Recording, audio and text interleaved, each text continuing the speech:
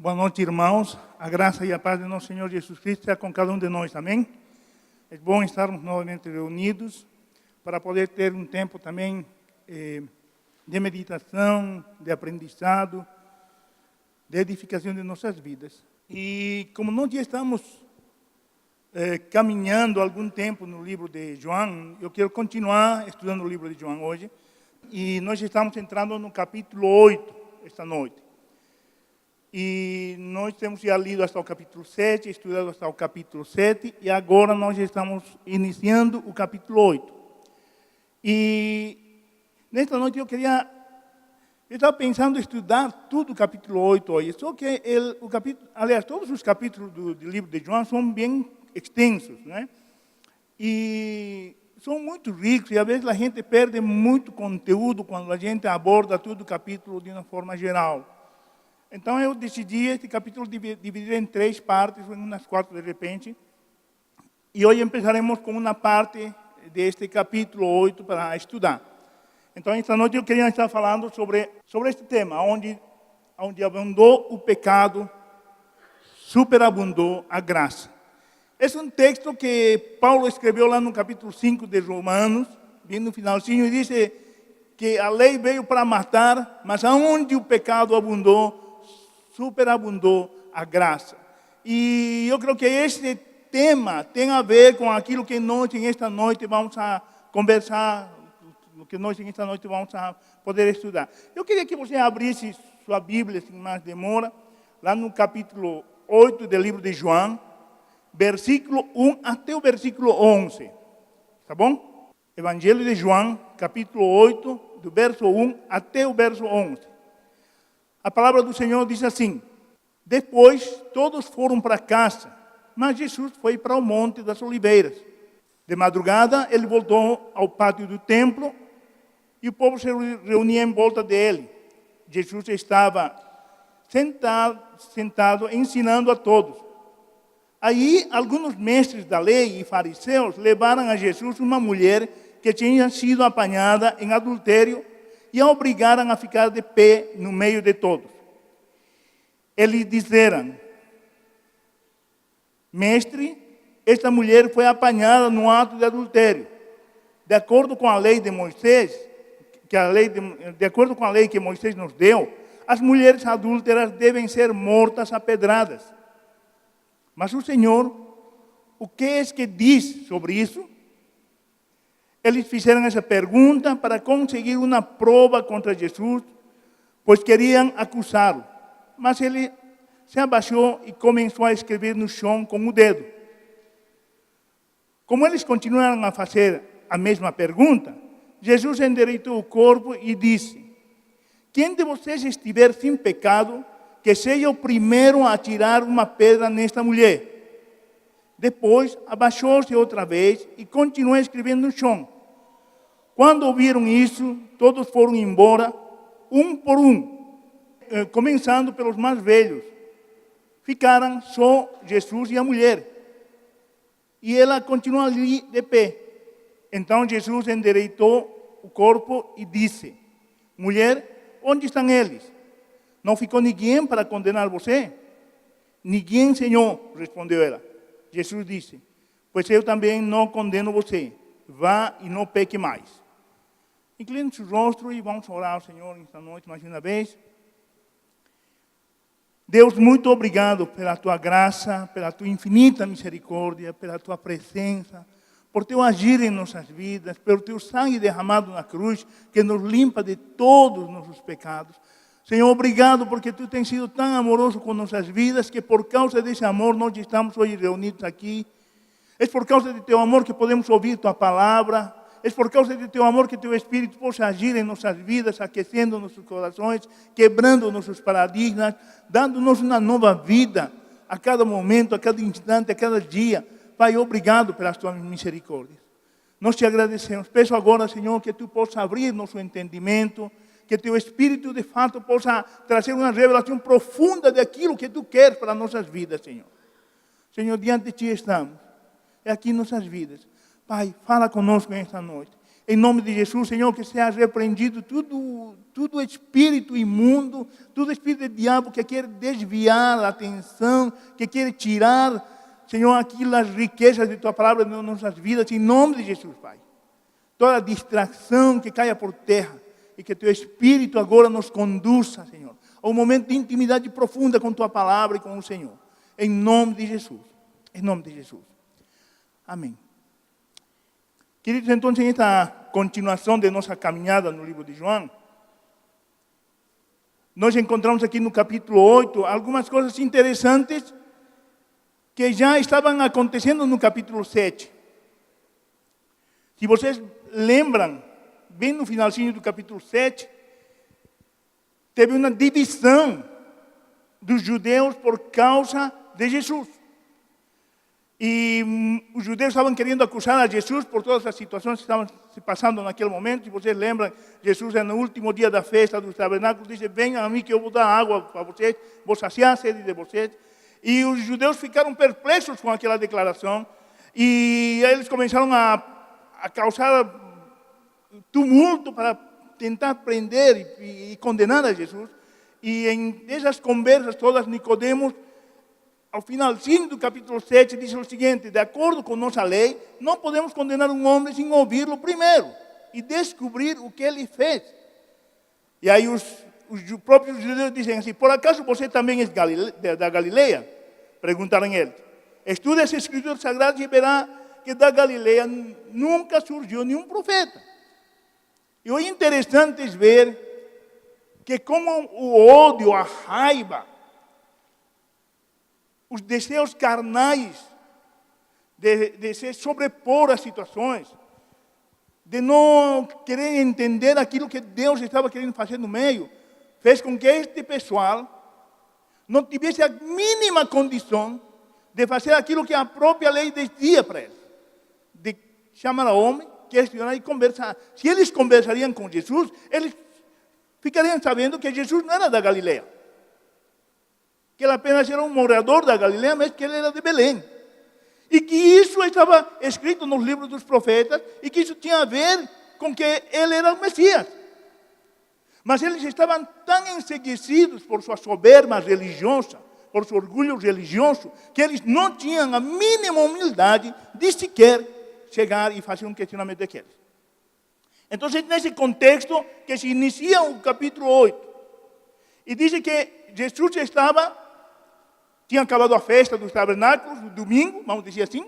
Ao dia seguinte, todo mundo tinha ido para suas casas e Jesus foi para o monte orar.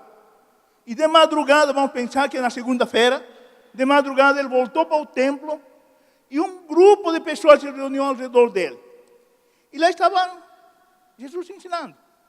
Então, em este capítulo, nós encontramos algumas coisas bem importantes que possam nos ajudar a entender melhor e a trabalhar melhor em nossas próprias vidas, em nosso relacionamento com as pessoas. Nós veremos que em este texto que nós lemos, em estes 11 versículos, há muitas outras coisas que você pode, de repente, mencionar ou encontrar e Deus pode mostrar para você. Mas há duas coisas que me chamaram a atenção em este texto. Primeiro, são dois tipos de corações que nós encontramos em este texto exposto. Primeiro tipo de coração. É o coração perverso que é rápido para emitir juízo. Então, do versículo 1 ao versículo 6, como nós temos lido, né? Depois, eu vou voltar a ler aqui só para que vocês se fixem esses textos e nós conversemos a respeito disso. Diz assim, do verso 1 ao verso 6. Depois todos foram para casa, depois da festa, obviamente, da festa dos tabernáculos, acabou. Depois todos foram para casa. Mas Jesus foi para o Monte das Oliveiras. De madrugada, ele voltou ao pátio do templo e o povo se reuniu em volta de Jesus. Jesus estava sentado, ensinando a todos. Aí, alguns mestres da lei e fariseus, lembre-se disso, mestres da lei e fariseus, levaram a Jesus uma mulher que tinha sido apanhada em adultério e a obrigaram a ficar em pé no meio de todos. Eles disseram: mestre, esta mulher foi apanhada no ato de adultério. De acordo com a lei que Moisés nos deu, as mulheres adúlteras devem ser mortas a pedradas. Mas o Senhor, o que diz sobre isso? Eles fizeram essa pergunta para conseguir uma prova contra Jesus. Guardem isso. Tá? Pois queriam acusá-lo, mas ele se abaixou e começou a escrever no chão com o dedo. Então, um primeiro aspecto que eu encontro aqui é que há um coração que é pervertido, perverso, é rápido para emitir juízos. Enquanto Jesus estava ensinando, estava ministrando, esses camaradas chegaram, não é? E o interessante é ver que chegaram os mestres da lei e os fariseus. E eram dois grupos antagônicos. Não pense que eram camaradinhos assim, não. Eles tinham princípios totalmente antagônicos entre eles. Os mestres da lei criam no Pentateuco e essa era a base para eles. Os fariseus já criam mais amplamente em vários costumes religiosos deles. Os mestres da lei, eles asseguravam firmemente o decálogo e o Pentateuco como a base doutrinal deles, e não se moviam de canto nenhum. Os fariseus já adequavam ao contexto cultural, ao contexto real, às situações que eles conveniam. Tá? Então, esses caras não se bicavam, sempre estavam em tensão. Mas quando Jesus aparece, estes grupos começam a se unir.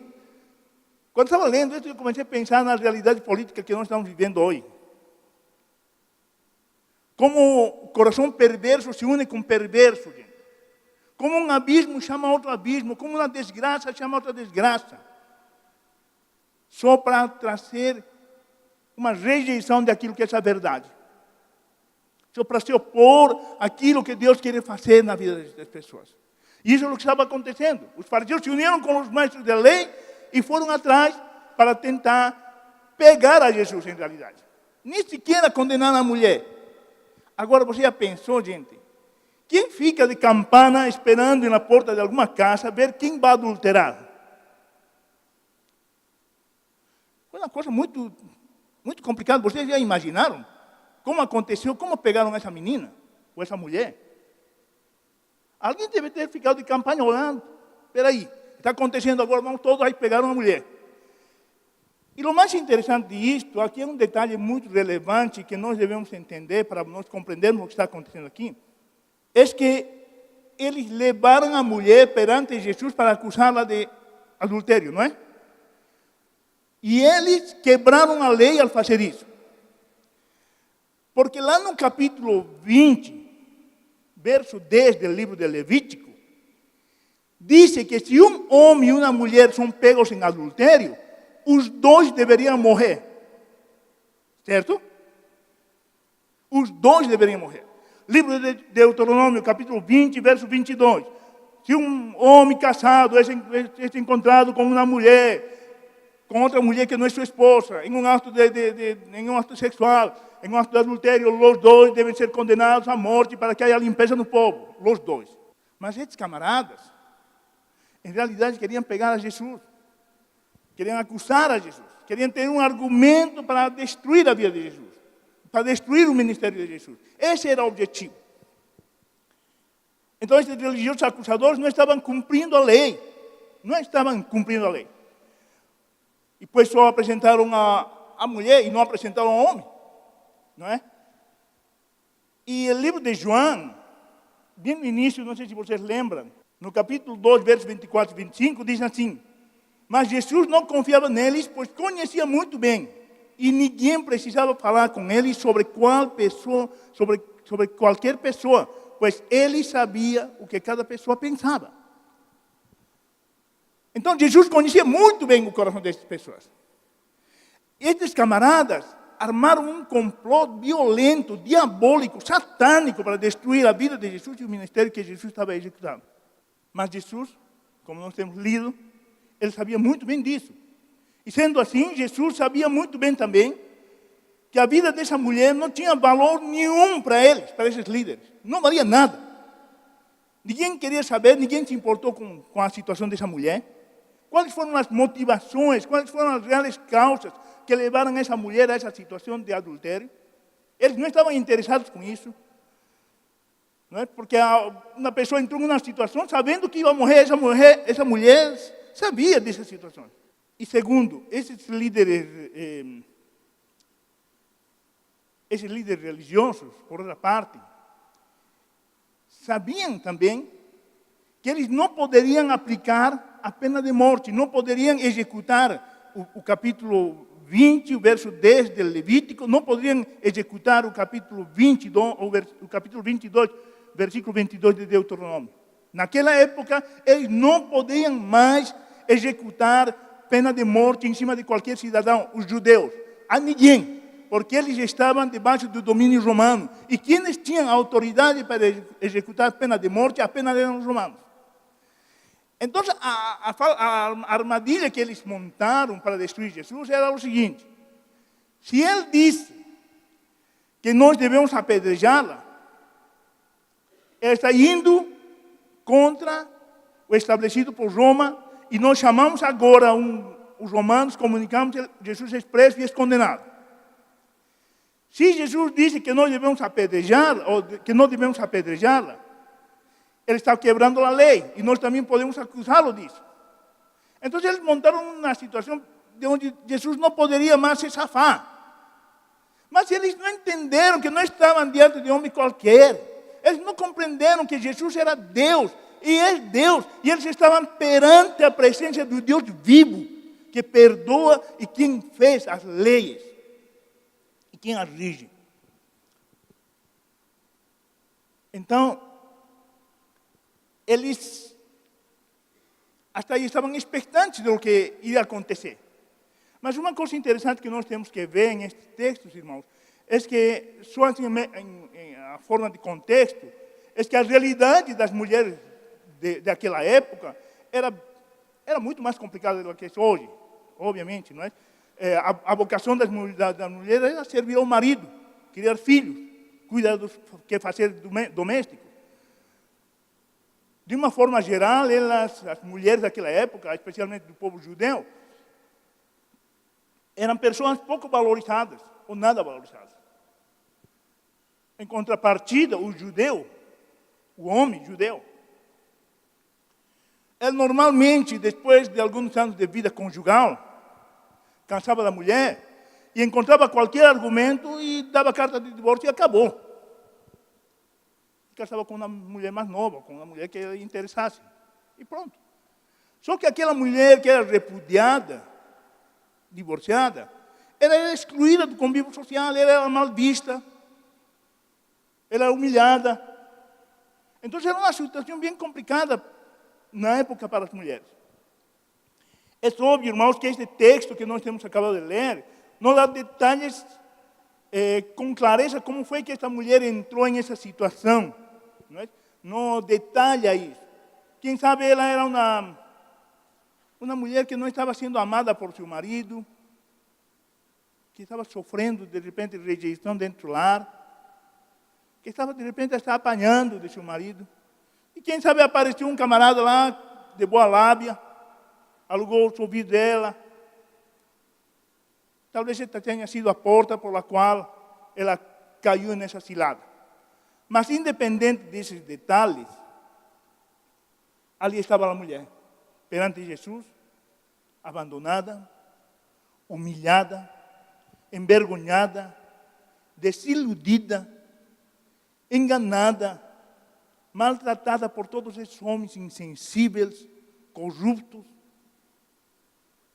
Assim também nós, muitas vezes, nos encontramos em essa posição desses homens, de coração perverso, pronto para atirar pedras, pronto para julgar a situação dos outros, prontos para condenar à morte a nossos próximos.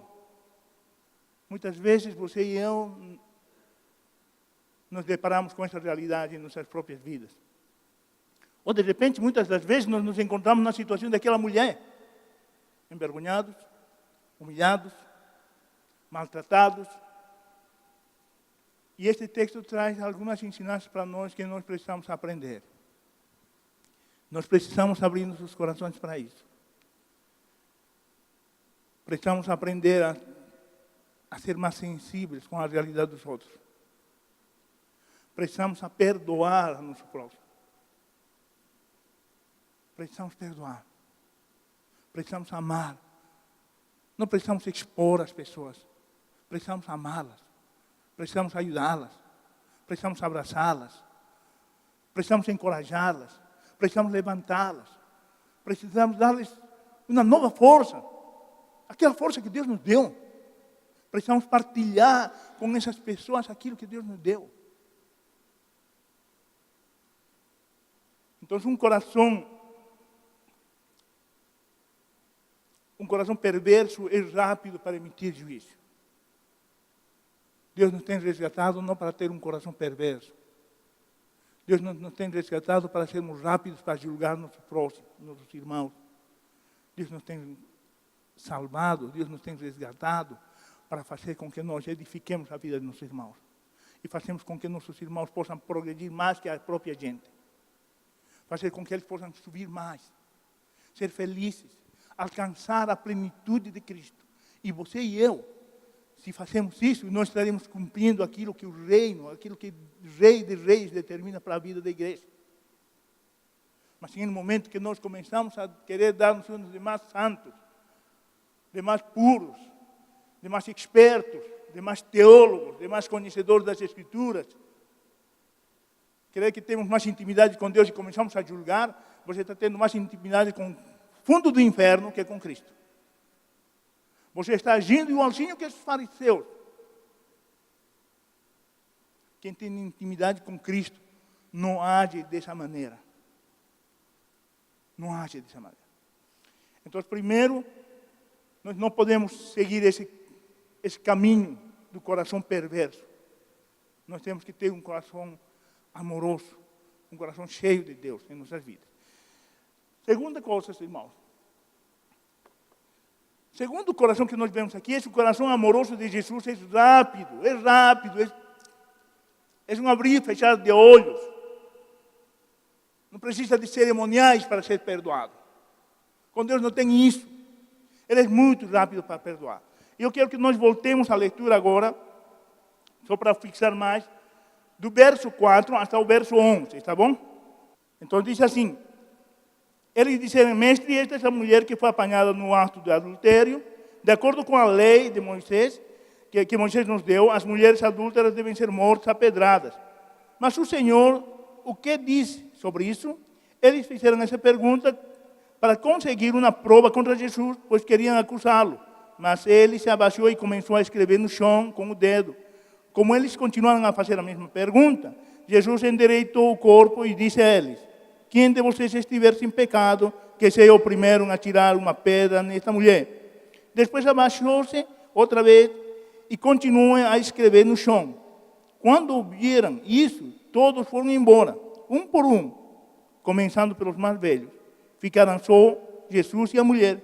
E ela continua ali de pé. Então Jesus endireitou o corpo e disse: mulher, onde estão eles? Não ficou ninguém para condenar você? Ninguém, Senhor, respondeu ela. Jesus disse: pois bem, não condeno você. Vá e não peque mais. Como já comentamos ao início deste texto, Jesus conhecia muito bem o coração das pessoas. Então, diante desta acusação maldosa, montada, falsa, de repente, diante desta acusação, então, Jesus o que fez? Ele se inclinou e começou a escrever no chão. Uma coisa interessante, um detalhe aqui, irmãos, que eu queria que você prestasse bem atenção. A única pessoa que escreveu no chão, ou na pedra, foi Deus. E ele escreveu os 10 mandamentos com o seu dedo. Segundo registra o livro de Êxodo, em esse contato que Deus teve com Moisés e Moisés teve com Deus, certo? E parece que aqui, de novo, essa expressão está acontecendo. Essa manifestação do poder, da deidade de Deus, está acontecendo quando Jesus está escrevendo no chão. O texto é bem claro, diz que ele se abaixou e começou a escrever com o dedo. Não é? Com o dedo. Diante de toda essa situação, dessa acusação que os fariseus estavam fazendo a essa mulher, ele começou a escrever. Agora, o que ele estava escrevendo? O texto não diz. Há várias hipóteses em relação a isso. Mas, obviamente, o que ele escreveu tinha a ver com a situação de pecado de cada um desses acusadores que estava vivendo. De repente, ele pode ter escrito os 10 mandamentos. Não sabemos, pode ser. Ou de repente, ele escreveu naquele momento Mateus 5, verso 27. Lembra? Lembra que diz? Baixa a Bíblia lá e abra lá Mateus 5, 27. Olha o que diz aqui o texto. Pode ser que tenha escrito isto. Pode ser, não sei. Não é uma hipótese. Diz assim: vocês ouviram que foi dito, não cometa adultério. Mas eu lhes digo, quem olhar para uma mulher e desejar possuí-la, já cometeu adultério no seu coração. Portanto, se seu olho direito faz com que você peque, arranque e jogue-o fora. Pois é melhor perder uma parte do corpo do que o corpo inteiro ser atirado no inferno. Quem sabe ele escreveu isso? Nós não sabemos, são hipóteses. Nós não estamos levantando uma hipótese. Mas alguma coisa escreveu que tenha feito com que eles refletissem sobre sua condição de pecado, sobre sua realidade desses camaradas. Mas mesmo assim, eles continuaram a perguntar. E fizeram a mesma pergunta. Então Jesus se coloca de pé e diz, né? Quem de vocês estiver sem pecado, que seja o primeiro em atirar uma pedra nesta mulher. Uma coisa aqui fica bem clara. É que nós não sabemos de fato o que Jesus escreveu no chão. Isso está claro, nós não sabemos. Porém, aquilo que ele escreveu no chão penalizou a consciência dos acusadores. Pesou no coração deles. Quebrou os paradigmas nesse momento deles.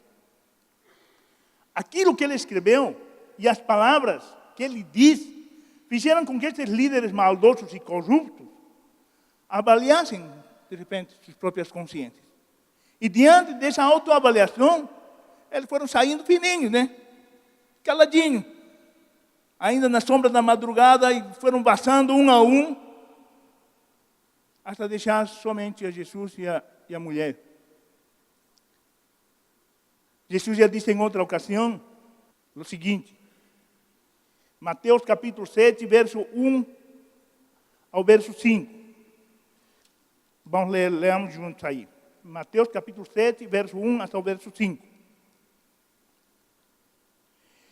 Não julguem os outros para que vocês não sejam julgados por Deus. Porque Deus julgará vocês do mesmo modo que vocês julgarem os outros. E usará com vocês a mesma medida que vocês usarem para medir os outros. Por que você vê o cisco que está no olho de seu irmão e não repara na trave de madeira que está no seu próprio olho? Como é que você pode dizer a seu irmão, me deixe tirar esse cisco do seu olho, quando você está com uma trave no seu próprio olho? Hipócrita. Tire primeiro a trave que está no seu olho, e então poderá ver bem para tirar o cisco que está no olho de seu irmão. Então Jesus já tinha mencionado ao respeito do juízo isto.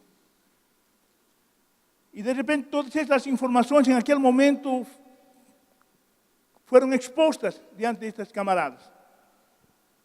E isso fez com que eles saíssem, não tivessem um argumento. O Jonathan Edwards diz o seguinte, comentando este texto. Diz, o orgulho espiritual é muito hábil em suspeitar dos outros. Mas um cristão humilde é muito mais cauteloso quanto a si mesmo. O orgulho espiritual é muito hábil em suspeitar dos outros. Mas o cristão humilde é muito mais cauteloso quanto a si mesmo. Isso estava acontecendo com os camaradas. Orgulhosos por ser fariseus, por ser escribas, por ser conhecedores, dominadores das leis de Deus até. Mas quando se depararam com essa realidade, quando Jesus expôs essas situações para eles não tiveram condições mais de ficar diante lá. Jesus até foi amoroso com eles, com os líderes. Ele não os condenou. Entretanto, lhes mostrou que tinham os mesmos ou até piores pecados que a mulher, que foi apanhada no ato de adultério. Então, diante desta revelação, eles saíram da presença de Jesus. Quem sabe? Com um tremendo remorso. Mas eu acredito que eles saíram sem se arrepender. E eu penso mais ainda. Eu creio que eles perderam a oportunidade de alcançar o perdão de seus pecados. Pois eles não foram humildes para reconhecê-los, confessá-los a Cristo. Assim, eles saíram condenados de sua presença. Quando uma revelação vem a nossos corações, irmãos, nós temos a oportunidade de rejeitá-la e sair com um pesar em nossos corações e ir embora. Ou temos a oportunidade de cair aos pés de Cristo e dizer, Senhor, tenha pena de mim. Tenha pena de mim. E certamente Deus terá pena de nós. E certamente Deus terá pena de minha vida, de sua vida, de nossas vidas. E certamente o Cristo que derramou seu sangue na cruz perdoará todos os nossos pecados. Sem dúvida alguma. Sem dúvida alguma.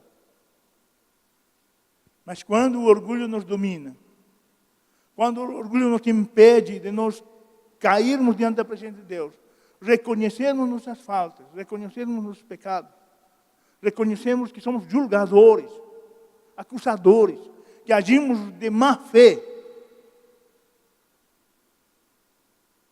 nós perdemos a oportunidade e a chance de fato, sermos renovados em nosso espírito, sermos curados.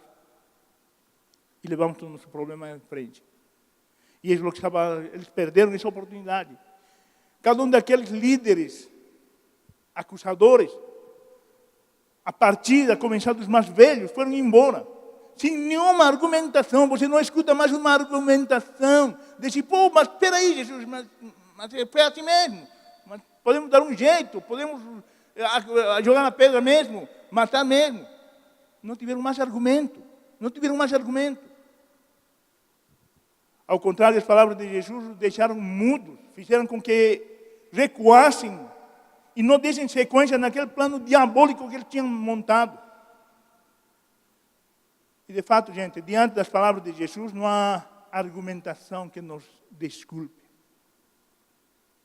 Quando você e eu pecamos e estamos diante da palavra de Deus e a palavra de Deus se revela nos nossos corações, nós não temos desculpa a não ser confessar nossos pecados.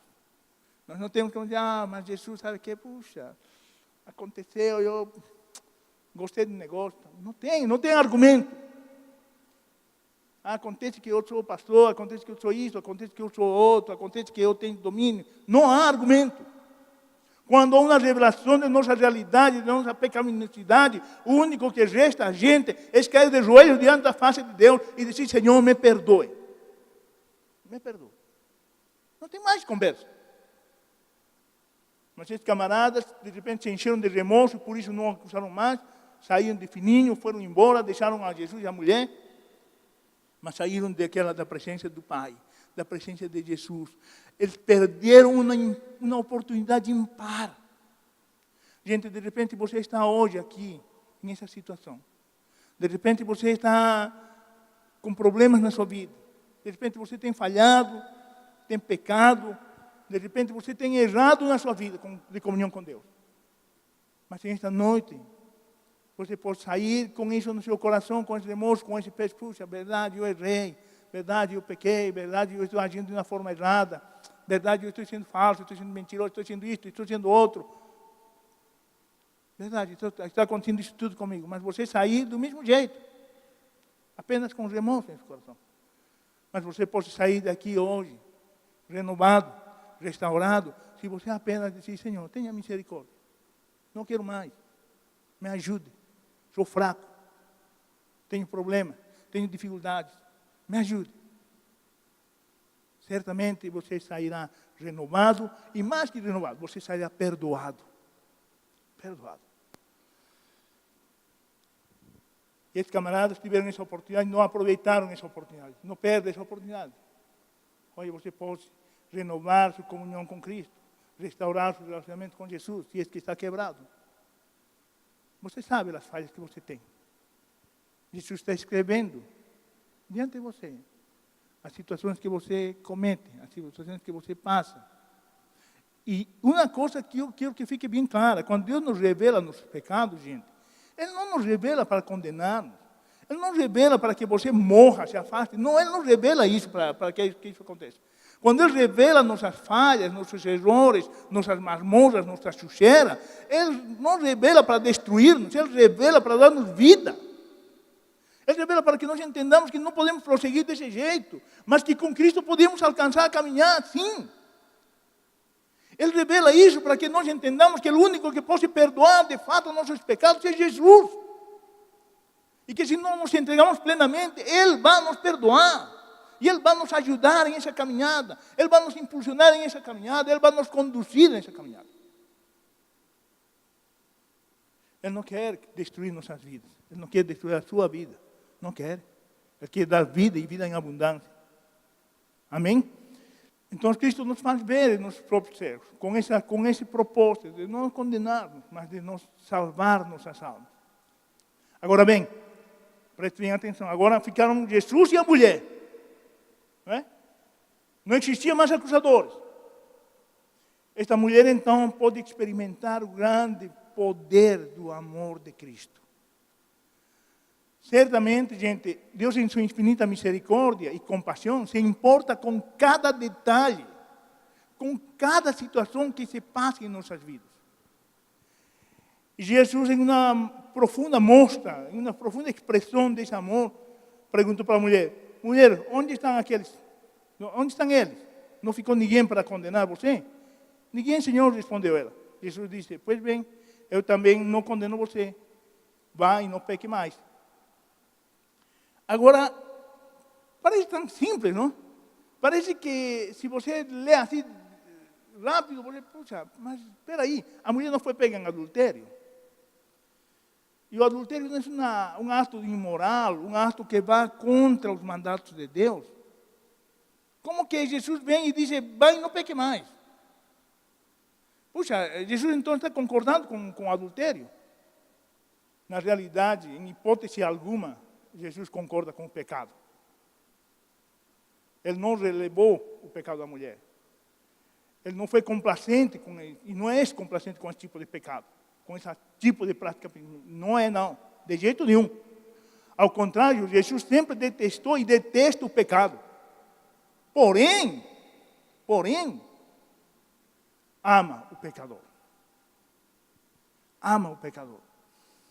É isso, e foi para isso que ele veio. Aliás, se nós lemos João capítulo 16, ou capítulo 3, versos 16 e 17, diz: Deus amou o mundo de tal maneira que deu seu Filho unigênito para que todo aquele que nele crer não morra, mas tenha vida. Não é? E aí continua o verso 17 e diz assim: Jesus não veio para condenar o mundo, mas para quê? Não veio para julgá-lo, mas para salvá-lo. Ele não veio para condenar, ele não veio para julgá-lo, não veio para mandar-nos ao inferno. Ele veio para nos resgatar. Para nos resgatar. Porém, sempre há alguém que se acha mais esperto que Jesus, que se acha mais santo, né? Que quer julgar. Mas Jesus veio para nos restaurar. E nossa tarefa também é essa. Nossa tarefa como igreja também é levar essas boas novas da salvação para as pessoas. A partir de nossos próximos, de nossas famílias. A partir de nossa célula. O nosso maior problema, gente, é que nós não conseguimos aplicar isso às nossas vidas. Eu acho que muitas vezes nós somos muito ligeiros para julgar nossos irmãos. Muito ligeiros.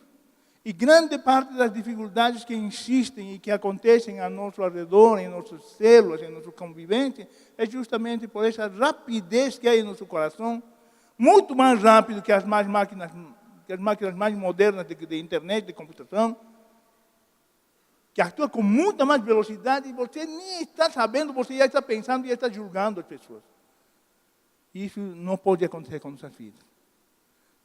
Deus nos deu seu coração, um coração amoroso, um coração perdoador, e onde abundou o pecado, sobreabundou a graça, superabundou a graça. É por isso que Ele veio, é por isso que Ele nos deu sua graça, graça imerecida, mas nós recebemos dessa graça. Amém? Que nesta noite, meus irmãos, Deus possa trazer essa revelação ao teu coração, E se há alguma acusação em sua vida, se você está vivendo alguma acusação em sua vida, chegue aos pés de Cristo. Deixe que Ele o perdoe, deixe que Ele o limpe. Eu queria que você ficasse em pé e nós orássemos ao Senhor. Como eu estava falando para vocês, de repente você ficou em essa posição alguma vez de acusador. De repente você se deparou com uma situação de alguém que você gosta, que você ama, que é seu amigo, que é seu irmão, e você julgou, acusou, se desagradou com essa situação e essas amarguras ainda estão em seu coração. Se é assim, abra sua vida para um agir de Deus no seu coração. Abra seu coração e confesse, e reconheça seu pecado. E assim você foi uma pessoa que foi acusada, sofreu por isso. Abra seu coração para perdoar. E para receber de Deus o perdão, o amor. Se você de fato errou, meu irmão, vai e não peque mais. Vai e não peque mais. Se você está em qualquer um desses dois grupos que mencionei, e você quer orar com Deus, venha aqui à frente, vamos orar juntos. Se você deseja ter um tempo com Deus específico, que ser derramado diante de Deus, venha. Não é que aqui à frente está Deus, mas é um passo de decisão que você vai tomar, de obediência que você vai expressar. Venha. Se você deseja, venha aqui, vamos orar ao Senhor. Tá? Venha aqui. Enquanto nós estamos orando, cantando, venha aqui que nós vamos orar, vamos declarar diante de Deus nossas falhas, nossos pecados. Saia desse banco e venha, se acerque a Deus, se acerque ao Senhor.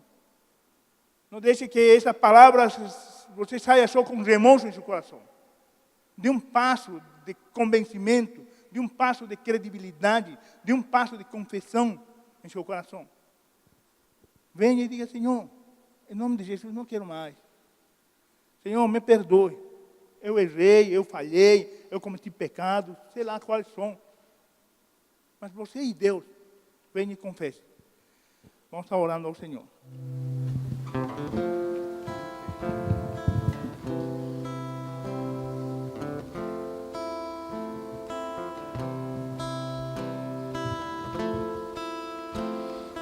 Pai, eu quero aprender a amar, mas tão difícil não julgar e abrir mão do meu direito de justiça. Não posso condenar, se a tua escolha é perdoar. Me ensina a oferecer perdão e a parecer contigo em compaixão.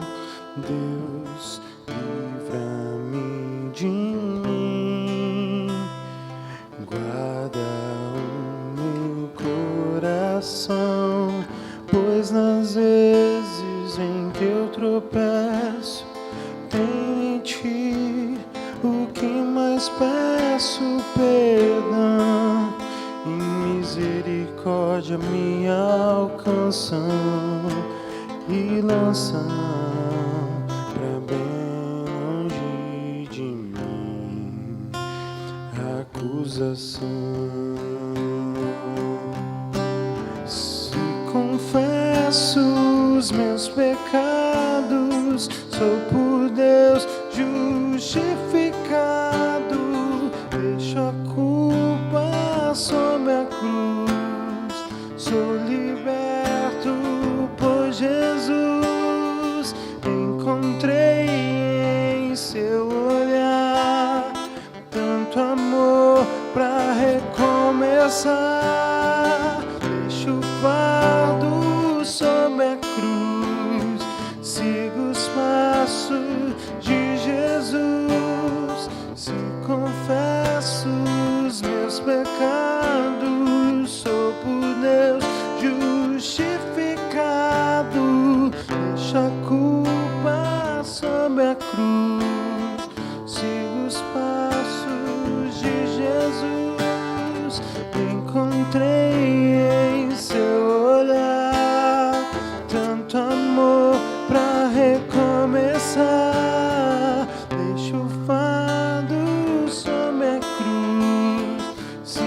os passos de Jesus, posso amar,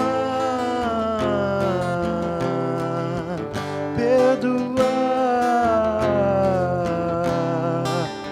posso amar, perdoar.